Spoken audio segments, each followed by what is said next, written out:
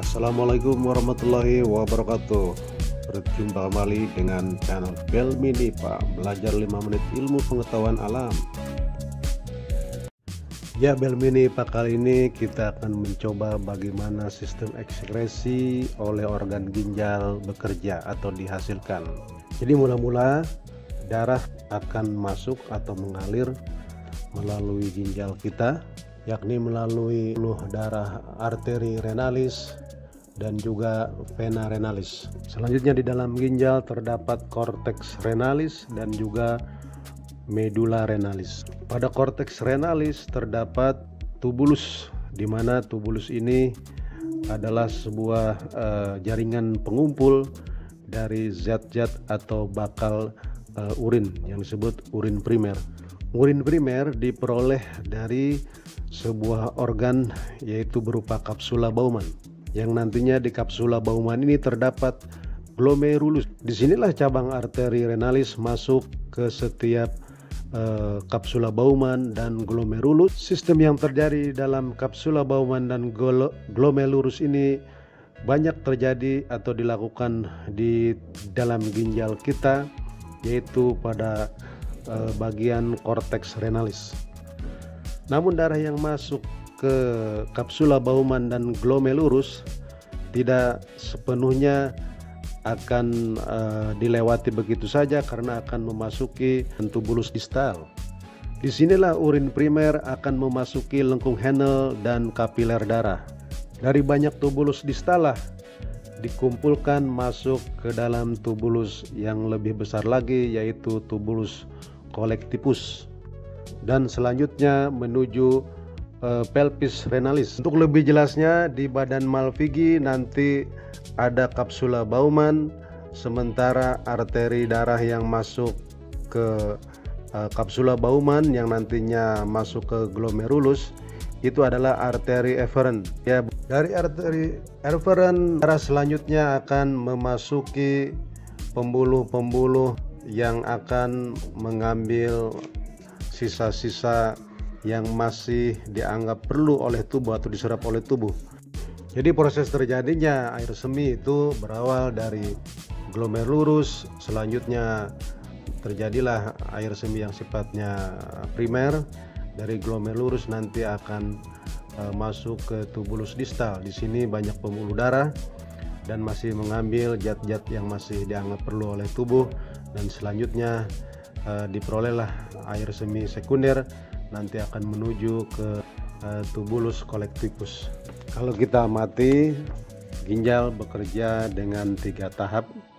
Pertama tahap filtrasi, kedua tahap reabsorpsi, dan ketiga tahap augmentasi. Pada tahap filtrasi ini, kapsula Bowman akan mendapatkan urin primer. Kegiatan ini terjadi di glomerulus, di mana air, glukosa, bilirubin, dan juga urea serta ion-ion dikeluarkan oleh darah, selanjutnya terkumpul di glomerulus, dan inilah akan menjadi cikal bakal sebagai urin primer. Pada tahap ini darah dan protein tetap tinggal di dalam kapiler, yaitu kapiler darah, karena tidak dapat menembus pori-pori dari glomerulus. Selanjutnya terdapat tahap reabsorpsi, yaitu urin primer yang terbentuk pada tahap filtrasi masuk ke tubulus proksimal. Di dalam tubulus proksimal terjadi proses penyerapan kembali zat-zat yang masih diperlukan oleh tubuh, yang disebut dengan tahap reabsorpsi. Glukosa, asam amino, ion, kalium, dan zat-zat yang masih diperlukan oleh tubuh juga diangkut ke dalam sel dan kemudian ke dalam kapiler darah di dalam ginjal. Sedangkan urea hanya sedikit yang diserap kembali. Nah, cairan yang dihasilkan dari proses reabsorpsi tersebut disebut dengan urin sekunder, di mana di urin sekunder mengandung air, garam, urea, dan urobilin.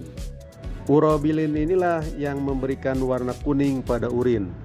Sedangkan rasa bau yang tidak sedap dari air semi itu beroleh dari urea.